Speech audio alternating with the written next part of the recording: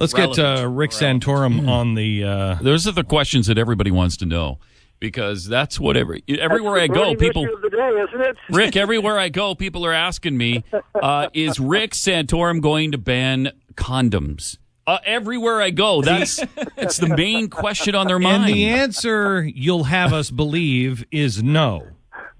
Is that the answer? Is that the answer you have us believe? The answer I have you believe is no. Okay. But ask Chris Matthews. There's a secret plan that no, that's not I really do deeply hold that belief.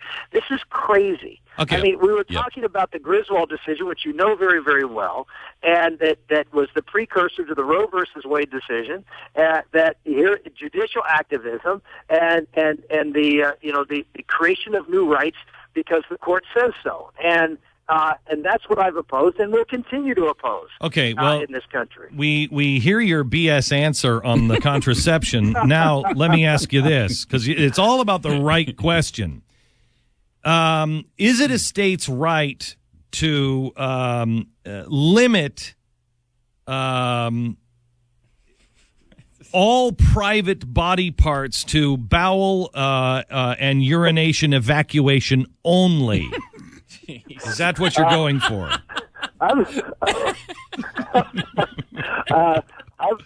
Are you going to rename Kansas City Vatican City? Do you believe when it comes to language that America should be Latin only? Now you're asking the right questions. Now you're pinning him down. You've pulled back the veil. Yeah, I told you it'd be tough. You see you squirming there. I know. All right, let me get to some real. I do support English only, but it's really a ploy to get to Latin. Just There you go. Did you start mandating one? Yeah. There you go. Did you notice he didn't Slippery talk slope. about the bowel and urination evacuation only? He conveniently ignored that question. Skips over that. I slipped that. Okay, Yeah. let me get to a real question here. You have spent some money in your past, Rick, and you have also been for earmarks. You told us last time you were on. You explained the earmarks. You said that it was your duty. Well, you go ahead and explain it real quick. Just try to do it real quick because I want to get to a bigger question. I mean, all I've said is that as under the Constitution, Congress has the ability to appropriate funds, and one of the things that was generally done and frankly was done for decades is that members of Congress, in working with their states, would identify things that they would want to spend money on, and that money that came from my state taxes that were spent that were going to be reallocated back to the states, and the senator and congressman from that state would make sure that they were spent in a proper fashion and not just given to the executive branch and let them decide where that money was spent. There was abuse. That abuse led to higher spending, and Jim DeMint, who also did those earmarks too, and I and many others said we should end that abuse. Okay, some people are saying that you're an economic liberal. I mean, honestly, just about everybody is an economic liberal compared to me now. I want to shut the whole darn thing down enough to the point to where we don't become the Articles of Confederation, but we still have enough government to be able to manage the country, but stop all this spending because we're completely out of money. Tell me about your economic liberalism. Well, I propose this economic liberal has proposed $5 trillion in spending cuts over 5 years, a balanced budget in 5 years, specific. As the Wall Street Journal says, there's nobody who was out there working on entitlement reform. Well, Glenn, that's where the problem is in this country. It's the whole idea that Washington has entitled you to certain things simply because you are here in this country, or you may be in a situation that requires some help at some point in time.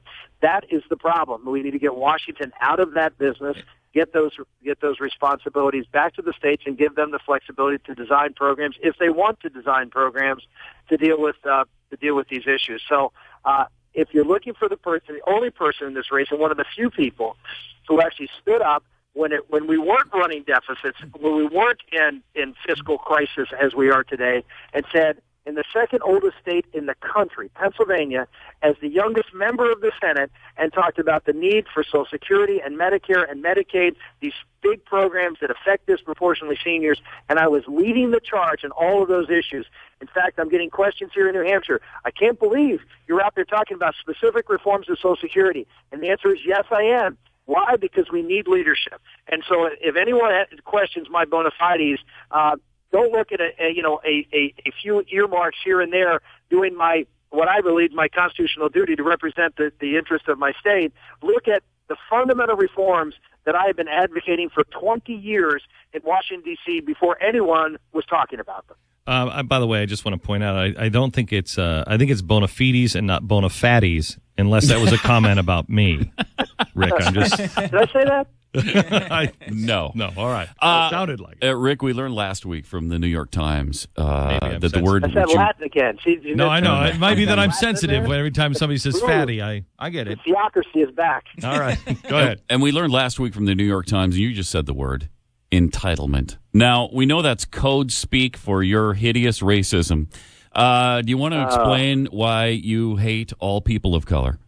Oh my! No, you know what? Can you play this? I would like to hear this answer. Can you play this? I hate to bring this up on you, Rick. You know you're a friend, but this really doesn't make sense to me. Do you have that audio by any chance? No, it was actually printed. It was the op-ed. Remember from last week? No, the audio of where you said, look, we want to make sure that we take care of all people, but we shouldn't be giving black people a handout or no. First of all, I've listened to that. I've looked at it. I think it was one of those things where I sort of got my tongue tied there for a second, and because first off, I don't think that, I don't believe that, but I do believe in the concept of what I said, that we shouldn't create dependency, that we should create opportunity. And the more I looked at it, the more and by the way, no one in the room, and there were 100 reporters in that room, came up to me with that question. I think it was, I feel to this day that it was simply just, I started to say one thing and then sort of stopped and said something else. But the point is a valid point. The point is that we need to create a society of opportunity instead of dependency. And I would absolutely encourage everyone to look at the work that I've done when I was in the United States Senate in working with the African American community in the state of Pennsylvania across this country. No Republican had more interaction and work closer with the urban areas of my state, with the African American community. I got the endorsement of the Black Pastors of Philadelphia, which is not, let me assure you, a conservative group, because of the work that I did in the inner city in trying to help improve the quality of life there. And the idea that you make a little bobble with your language, and all of a sudden you're someone who's insensitive or feels or tries to stereotype blacks is an absolute absurdity, and it simply is not what I said, and certainly from my actions, nothing close to the record that I have. I will tell you that I'm sick of even the pandering now of saying, well, I've worked with this group or this group. It's not that you were pandering, but people that are pointing this thing out, and I work with this group or that group. What difference does it make? We all need to work together.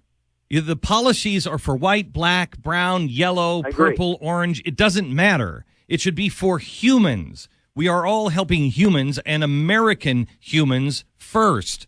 I mean, that's just the way it should be. And now I'll be a xenophobe for saying that, it should be Americans first. Let me go to the reduction in the military and its connection to the private military that is being created. Can you tell me anything about the reductions and the private military? The use of when you say private military, I'm not State Department. State Department reducing the number of troops. Contractors. Yeah, private contractors. Okay. The reduction of troops in Iran and using private contractors instead. Taking the uniform off and doing it in a different way. Well, again, I mean, we've seen this over and over. As we originally in Iraq, it was because we simply didn't have the military capability. We didn't have the force structure to be able to support the mission that we had, and so we brought in a bunch of former former military on a private contract basis to do a lot of the personal security for people in the country and the like. And now we have the president further now proposing reductions in the military, which is going to lead, as you mentioned, to further growth in these in a variety of these companies that do buy private sort of a private military. That's not the direction we should be going. We need to be very upfront about our costs. We need to be very upfront about the accountability of the people that we are deploying around the world to defend our interests. And the less we have of the quote private military, and the more that we have of our men and women in uniform who are accountable to their behavior, the better off we are. Tell me about your. Because this is being touted, your anti-gun record. What? You haven't heard that one yet? Oh, that's everywhere. Oh, you're anti-gun. Every time we talk to you, Rick, rating with the NRA. Yeah. I'm an NRA member, and but you can buy that. Oh yeah, sure. Yeah, that in the Better Business Bureau, you can buy into those for $50. They'll give you an A+ rating. Yeah, that's what they say. Call Chris Cox at the head of the NRA, and goes out there and fights for the rights of gun owners on a daily basis. I know. And we work with them very, very closely. I was a leader with them in pushing forward. Here's the amazing thing: the guy who attacks me on this is Ron Paul. Ron Paul, if it was Ron Paul had his way, he voted against the most important gun issue in maybe ever. Because it was a gun manufacturer's liability bill. As you know, Glenn, there were all these trial lawyers were going out and suing gun manufacturers if their gun was used in the commission of a crime. Whether the gun functioned properly or not, it didn't matter. They were going to hold them liable for any damage that occurred from someone being shot with their gun. And literally, manufacturers were going to pack up and leave the United States, which meant we wouldn't have any guns. There wouldn't be any guns made in this country or be able to be available in this country. And so I was the guy that led the effort to put a ban on these types of lawsuits that passed on a bipartisan basis. Ron Paul was one of, I think, 3 Republicans who voted no. This is the kind of, and for him, and which would have eliminated de facto eliminated, there's one of those Latin words again, de facto eliminated. He's slowly working it in. He is a papist progressive. He's a papist progressive. He just throws these Latin words in, and before you know it, we're all speaking Latin. I know. How long before you make us wear the hat and the shoes that the Pope wears? You got to wear the red shoes, though. You got to wear those red ones. They're very cute. Slippers, not shoes. Slippers. May I ask you if you have slippers, you can't work, and so we're going to keep you in. We're going to keep you in the house and keep you under control. You didn't know about all this, huh? May I ask you how much money have you raised since? Well, we've got a money bomb going right now at ricksantorum.com. We're trying to raise $1 million here between now and the next few days to get us ready so we can aggressively go out and compete in South Carolina, which is the next big primary after New Hampshire. And so that's ricksantorum.com. If you can help, I can tell you we raised more money in the 3 days after the Iowa caucuses than I did in the entire year before. Well, wait, Rick. I think you were running your campaign off of candy wrappers. That's an insult to candy wrappers. I mean, that's not really a big statement there. You're facing Rick Perry alone, who I think has $65 million. No, I don't. Well, reports are that I guess the report says his filing is going to have he has $3 million left in the bank or something like that. I tell you, he burned through millions and millions in Iowa. We spent $30,000 on television in Iowa. How are you doing in the polls in New Hampshire and South Carolina? Can you win South Carolina? Yeah, absolutely. I think the last poll I saw, we were within 3 points of Romney in South Carolina. We were just down there yesterday. Just made a little quick visit down there for the day and had huge enthusiastic crowds up in the upstate, which is, the conservative upstate of South Carolina, the Greenville-Spartanburg area. And we'll be heading back down there first thing Wednesday morning and do the sprint. We feel like that's a great place for us to really make this a two-person race. We need to get it down to a two-person race, and if we can finish very strongly in either first or second, a strong second in South Carolina, we'll turn it into a two-person race. I only have just about 2 minutes left here. Can you help me? Not even that. 90 seconds. How are you going to appeal to, because you're not Mitt Romney and certainly not Newt Gingrich, you're not a libertarian. How can you appeal to the people that, like, I really lean, I think I'm a libertarian that leans more, I believe in a little more government than some of the Ron Paul people do. How do you appeal to those people while not compromising your values? So what are the things that you can say to a Ron Paul supporter that they will understand that is true about you? That's not some campaign promise. Where is the libertarian streak in you? Well, if you look at the, I go with entitlement reform. I mean, welfare reform was a bill that I helped author, and I was representing a state with big cities and lots of folks who were dependent upon these programs, and the second highest per capita population of seniors in the country. And I'm out talking about limited government. I'm out talking about removing entitlement. I'm talking about, back in the 1990s, I'm talking about moving to personal retirement accounts, which was something that the Cato Institute was pushing back then. So, I mean, I think you'll find that I very much believe in free people, free enterprise, and free markets.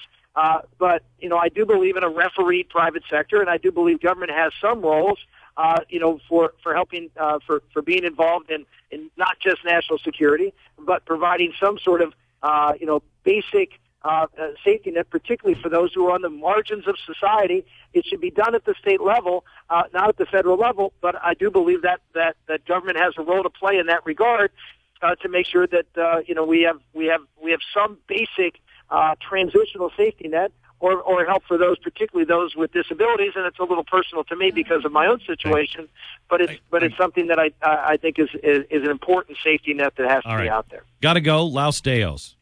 Yeah, you know what it means. Starting already. All right, thank you very much, Rick. I appreciate it.